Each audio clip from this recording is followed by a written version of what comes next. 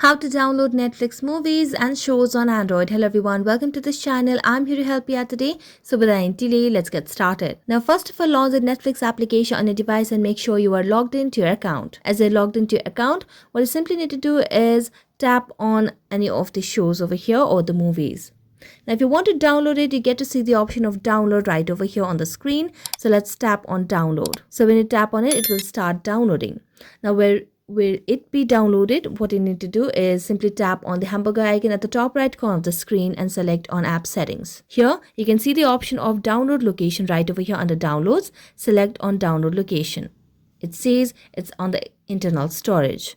So simply tap on OK and then go back and wait until it gets downloaded on your device. So make sure you have stable Wi-Fi connection on your device. And if you do not have a stable Wi-Fi connection, you can switch to cellular data as well while it gets downloaded on your device. So that's how easy it is to download Netflix movies and shows on Android. So thank you so much for watching this video and see you next time.